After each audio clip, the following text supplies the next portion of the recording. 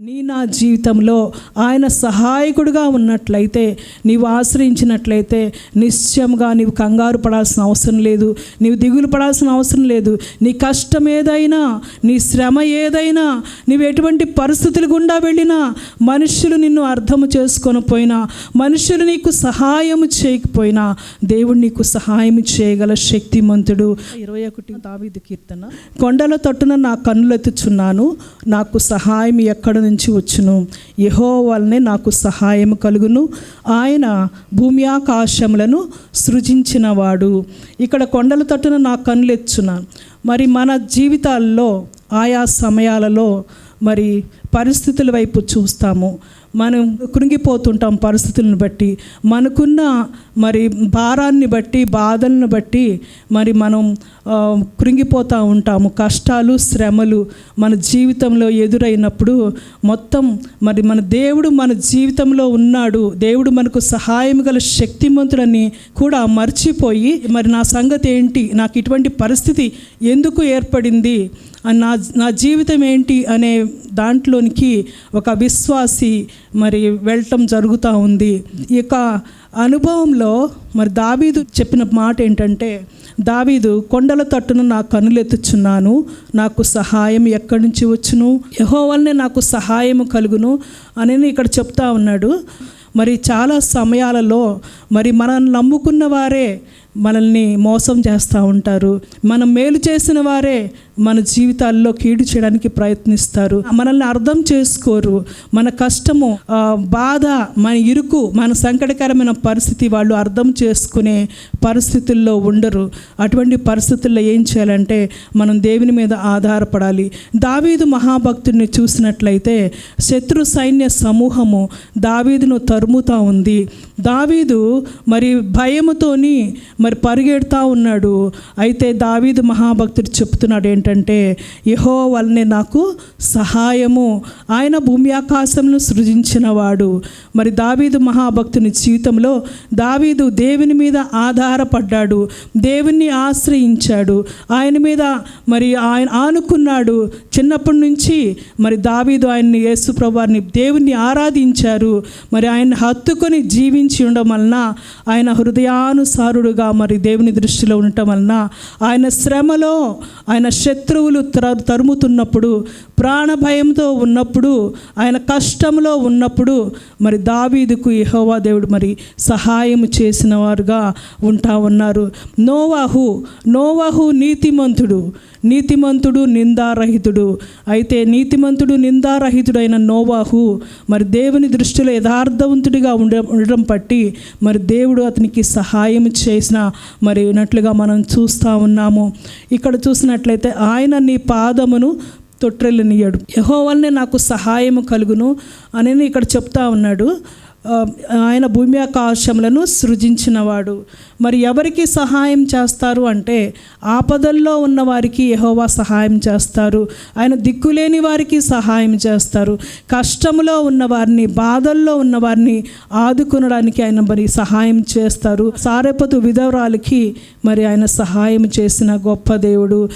నా జీవితంలో ఆయన సహాయకుడిగా ఉన్నట్లయితే, నీవు ఆశ్రయించినట్లయితే నిశ్చయంగా నీవు కంగారు పడాల్సిన అవసరం లేదు, నీవు దిగులు పడాల్సిన అవసరం లేదు. నీ కష్టం ఏదైనా, నీ శ్రమ ఏదైనా, నీవు ఎటువంటి పరిస్థితులు గుండా వెళ్ళినా, మనుషులు నిన్ను అర్థము చేసుకొని పోయినా, మనుషులు నీకు సహాయం చేయకపోయినా, దేవుడు నీకు సహాయం చేయగల శక్తిమంతుడు. ఆయన నమ్ముకొనదగిన గొప్ప దేవుడు. మరి కీర్తనల గ్రంథం 46వ అధ్యాయంలో ఉన్నది ఏంటంటే, దేవుడు మనకు ఆశ్రయమును దుర్గమునై ఉన్నాడు, ఆపత్కాలములో ఆయన నమ్ముకొనదగిన సహాయకుడు. కావున భూమి మార్పు నొందినను, నడి సముద్రములలో పర్వతములు మురిగినను, వాటి జలములు ఘోషించుచు నురుగుగట్టినను, ఆ పర్వతములకు పొంగునకు పర్వతములు కదిలినను, మనము భయపడము.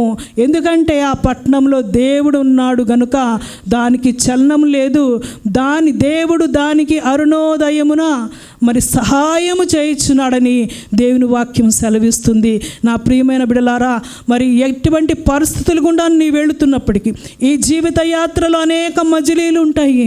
ఈ జీవిత యాత్రలో మరి నిన్ను అవమానపరిచేవారు ఎంతోమంది ఉంటారు. ఈ జీవిత యాత్రలో నీ బాధను అర్థం చేసుకునేవారు ఎంతోమంది లేరు. మరి నీ కష్టములో నీతో పాలు పంపులు పొందుకునేవారు ఎవరు లేరు. అటువంటి సమయంలో నీవు దేవుని మీద ఆధారపడితే ఆయనలో ఆనందం ఉన్నది, ఆయనలో సంతోషం ఉన్నది, ఆయనలో మరి సహాయం చేయగల శక్తి ఉన్నది. కనుక సర్వ సృష్టికర్త అయిన సమస్త ఆకాశమును భూమిని సమస్తమును సృజించిన ఆ దేవుని వైపే మన ఫోకస్ ఉండాలి. మన కన్నులు ఆయన వైపే చూడాలి. రాత్రి జాముల యందు ఆయన్ని వేడుకొనాలి. ఆయన సహాయం కొరకు మనం వేడుకునే వారంగా మనం ఉంటే నిశ్చయముగా ఆయన కరుణించి మనకు సహాయము చేయగల శక్తిమంతుడు. ఆయన నీ పాదము తొట్టిల్లనియ్యడు, నిన్ను కాపాడువాడు కునుకడు. ఇశ్రాయేలును కాపాడువాడు కునుకడు నిద్రపోడు. యెహోవాయే నిన్ను కాపాడును. ఆయన నీ కుడి ప్రక్కన యెహోవా నీకు నీడగా ఉండును. పగలు ఎండ దెబ్బ అయినను నీకు తగలదు, రాత్రి వెన్నెల దెబ్బ అయినను నీకు తగలదు. ఏ అపాయము రాకుండా యెహోవా నిన్ను కాపాడును అని సెలవిస్తూ ఉంది. ఆయన నిన్ను కాపాడే దేవుడు. మరి దావీదు జీవితంలో చూసినట్లయితే దావీదును కూడా కాపాడి దేవుడు రక్షించారు. మరి నోవాహు జీవితంలో కూడా నోవాహును మరి దేవుడు కాపాడినట్లుగా మనం చూస్తూ ఉన్నాం. అదే కాకుండా మన జీవితాలలో మరి ఆయన మనల్ని కాపాడే దేవుడు. మనల్ని కునుకక నిద్రపోక, మరి మనమైతే నిద్రపోతామేమో కానీ మనం పుట్టినప్పటి నుంచి మరి దేవుడు మన యందు శ్రద్ధ కలిగిన వాడు. మరి ఆయన మనల్ని కరుణించిన గొప్ప దేవుడు. మరి ఆయన కునుకక నిద్రపోక మనల్ని కాపాడుతున్నారు. ప్రతి విషయంలో పగలు ఎండ దెబ్బ అయినను రాత్రి వెన్నెల దెబ్బ అయినను నీకు తగలదు అని ఏ అపాయము రాకుండా యెహోవా నిన్ను కాపాడును అని సెలవిస్తూ ఉంది. మరి ఇశ్రాయేలు ప్రజలు ఆ యొక్క అరణ్యంలో నడుస్తున్నప్పుడు పగలు ఎండ దెబ్బను రాత్రి వెన్నెల దెబ్బను తగలకుండా మరి ఆయన ప్రొటెక్షన్ ఇచ్చి ఆయన కాపాడినట్లుగా మనం చూస్తున్నాం. మన జీవితాల్లో కూడా దేవుడు మనల్ని నిశ్చయంగా ఆయన మీద ఆధారపడినప్పుడు ఆయన కాపాడే దేవుడు. ఆయనకు కునుకక నిద్రపోక ఆయన మనల్ని కాపాడే దేవుడిగా ఉంటున్నాడు. ఇక్కడ చూసినట్లయితే ఇశ్రాయేలును కాపాడువాడు కునుకడు నిద్రపోడు అని సెలవిస్తుంది. యాకోబు మోసగాడు, యాకోబు దేవునితో పెనుగులాడి ఇశ్రాయేలుగా మార్చబడినప్పుడు ఆయన దేవుడు యాకోబుకు తోడయుండి యాకోబు వెళ్ళిన ప్రతి స్థలములో ఆయన్ని కాపాడి ఆయన రక్షించిన గొప్ప దేవుడు. ఈనాడు మన జీవితాలలో మనం మరి ఎటువంటి పరిస్థితుల్లో ఉన్నామేమో, మనం కపట హృదయములమై ఉన్నామేమో, మన పెదవులతో మనను దేవుని ఆరాధిస్తున్నామేమో, మన హృదయాంతరంగములు దేవునికి దూరంగా ఉన్నాయేమో, మరి ఒకసారి పరిశీలన చేసుకుందాం. యాకోబు పెనుగులాడి యెహోవా ప్రత్యక్షతను పొందుకొని ఇశ్రాయేలుగా మార్చబడ్డాడు.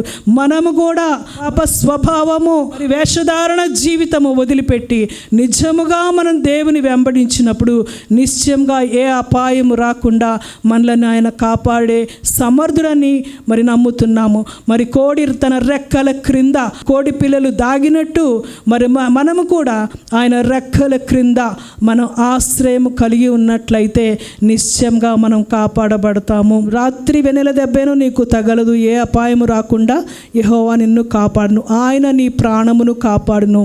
నీ ప్రాణమును కూడా దేవుడు కాపాడుతారు. ఎంతోమంది ఈ లోకంలో మరి యవనస్తులు వయస్సుతో నిమిత్తం లేకుండా అనేక మంది కరోనా సమయంలో చనిపోవడం జరిగింది.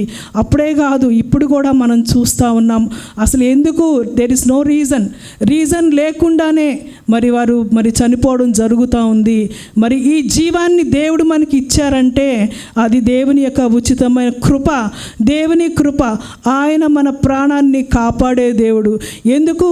నీ నీతిని బట్టి నా నీతిని బట్టి కాదు, కేవలము ఆయన కృపను బట్టియే మరి మనల్ని ఆయన కాపాడుతూ మన ప్రాణాన్ని ఆయన మరి కాపాడుతున్నారు. యెహోవా యందు భయభక్తులు కలిగిన వారి జీవితాల్లో యెహోవా భక్తుల ప్రాణమును ఆయన కాపాడునని దేవుని వాక్యం సెలవిస్తూ ఉంది. యథార్థవంతుల ప్రాణము కాపాడునని దేవుని వాక్యం సెలవిస్తూ ఉంది. కనుక మనం ఆయన సన్నిధిలో మరి నిలిచి ఉండే వారముగా మరి ఉందాం. ఆయన సన్నిధిలో ఆయన ఆశీర్వాదాలు పొందుకొని ఆయన మన ప్రాణాలని మరి కాపాడే విధంగా ఉండలాగున మనందరం మన జీవితాలని సరిచేసుకుందాం. మరి ఒకప్పుడు మరి నేను దేవుని పరిచర్యలో నేను వాడబడ్డాను. ఒకప్పుడు మరి సేవకులకి సహాయం చేశాను. సేవకురాలతో పాటు మరి వాక్యం చెప్పడానికి సహకారిగా ఉన్నాను. మరి సేవకునితో పాటు నేను మరి సేవకు నేను వెళ్ళాను. మరి అనేక కార్యక్రమాలు చేశాను అని ఒకప్పుడు సంగతే చెప్పుకుంటూ ఉంటారు. కాదు, ఇప్పుడు నీ ప్రజెంట్ నీ సిట్యుయేషన్ ఏంటి? ఇప్పుడు ప్రస్తుత పరిస్థితుల్లో నీవు దేవుని యొక్క పరిచర్యకు ఉపయోగకరంగా ఉన్నావా? దేవుని సేవకులతో మరి ఆ యొక్క పరిచర్యలో పాలిభాగస్తుడుగా ఉన్నావా? ప్రార్థనలో నీవు పట్టుదల కలిగి ఉన్నావా? నిజముగా నీవు ప్రార్థనలో పట్టుదల కలిగి ఉన్నట్లయితే, నిజముగా నీవు దేవుని వెంబడించినట్లయితే నిశ్చయంగా దేవుడు నీ ప్రాణాన్ని కాపాడుతాడు. మరి అలనాడు యేసేపు జీవితంలో అన్నలు గుంటలో పడివేశారు కొట్టి. మరి యేసేపుని ప్రాణం కాపాడిన దేవుడు మరి దానియేలును సింహబోన్లో వేసినప్పుడు సింహాల నోళ్ళ నుంచి దేవుడు దానియేలు యొక్క ప్రాణాన్ని కాపాడాడు.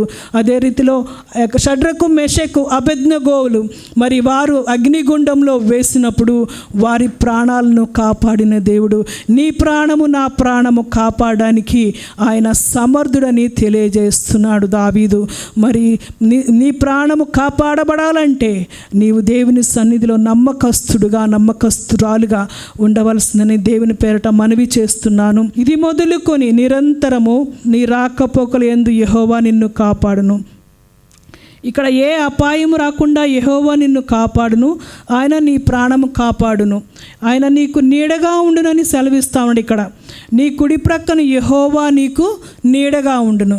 యోనాను చూసినట్లయితే మరి నినెవె పట్టణానికి వెళ్ళినప్పుడు ఆ సొర చెట్టు దేవుడు మొలిపించారు. సొర చెట్టు కింద సేద తీర్చుకోవాలని యోనా అనుకున్నాడు. కొంతసేపు అయిన తర్వాత ఆ చెట్టు ఎండిపోయింది. ఎండిపోయిన తర్వాత ఇక నా జీవితం ఎందుకు, నా బ్రతికెందుకు, నేను చచ్చిపోవాలి అని చెప్పి యోనా తన మనసులో అనుకుంటాడు. మరి ఆ చెట్టు ఎండిపోతేనే మరి అశాశ్వతమైన ఆ నీడ క్రింద యోనా ఉన్నాడు. అది శాశ్వతం కాదు. మరి ఈ లోకంలో ధనమనే మరి నీడ కింద అనేక మంది ఉంటారు. అధికారం అనే నీడ కింద ఉంటారు. మరి గొప్ప పేరు ప్రఖ్యాతులు అనే నీడ కింద ఉంటారు. మరి కానీ వారు నమ్ముకున్న ఆ నీడ అస్థిరము. అది దేవుని సన్నిధిలో మరి దేవుని ఎవరైతే ఆశ్రయిస్తారో, దేవుని రెక్కల నీడన దాగి ఉంటారో వారి జీవితాల్లో క్షేమం ఉంటుంది. వారి జీవితాలు దేవుడు కాపాడుతారు. ఇది మొదలుకొని నిరంతరము నీ రాకపోకలు యందు యెహోవా నిన్ను కాపాడును. మనం బయటికి వెళ్ళి మళ్ళా ఇంటికి వచ్చామంటే క్షేమంగా అది కేవలము దేవుని కృపే అని తెలియజేస్తూ ఉన్నాను. ఎందుకంటే ఈరోజు బయటికి వెళ్ళిన వాళ్ళు నెక్స్ట్ మూమెంట్ మరి మన మధ్యలో లేకుండా ఉంటున్నారు. మరి అటువంటి పరిస్థితుల్లో దేవుడు మనకి మరి కాపాడి మరి సంరక్షించి సమస్త విషయాలు ఆయన దూతలకు ఆజ్ఞ ఇచ్చి మనల్ని నడిపిస్తూ ఉన్నారు. ఈ యొక్క 121 సామ్లో ఎవరి వైపు మనం చూడాలి, మనకి సహాయం ఎట్లా వస్తుంది? ఇక్కడ దేవుడు సెలవిస్తున్నాడు, నీకు సహాయము చేయువాడు, నిన్ను కాపాడువాడు, నీకు నీడగా ఉండే దేవుడు, నీ ప్రాణమును కాపాడే దేవుడు, నీ రాకపోకలు యందు నిన్ను కాపాడే దేవుడు.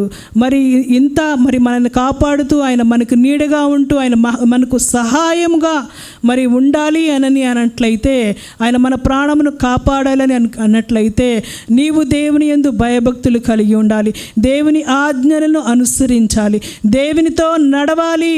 దేవుని హత్తుకొని జీవించాలి. మరి దేవుని వాక్యం నిర్లక్ష్య పెట్టకుండా ఆయన సన్నిధిలో రేయి మొదటి జామున లేచి ఆయన సన్నిధిలో కనబడాలి. దివారాత్రాలు ఆయన్ని ధ్యానించాలి, ఆయన సన్నిధిలో ప్రార్థించాలి. తెల్లవారుజామునే మరి కావలి వారు ఉదయం కొరకు కనిపెట్టుట కంటే ఎక్కువగా ప్రభువా నా ప్రాణము నీ కొరకు కనిపెట్టుకొనుచున్నదని మరి సెలవిస్తూ ఉన్నాడు. మరి అట్టి రీతిలో మనము ఆయన సన్నిధిలో కనిపెట్టు వారముగా, ఆయన సన్నిధిలో ప్రార్థించే వారముగా, ఆయన సన్నిధిలో గోజాడే వారముగా మనం ఉండాలి.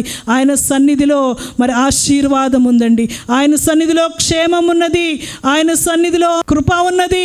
ఆయన ఆధారం మనకు, మరి ఆయన ఆధారమైన మరి యేసు ప్రభువాన్ని ఆధారమైన ఆ దేవుణ్ణి మనం హత్తుకొని ఆయన సహాయమును పొందుకునే వారముగా, ఆయన నీడను ఆశ్రయించే వారముగా, ఆయన్ని బట్టి మనం కాపాడబడే వారముగా, మరి మన ప్రాణములు మరి మనం జీవముతో ఉండేలాగున నిత్యము ఆయన సన్నిధిలో మనం నిలిచి ఉండాలి.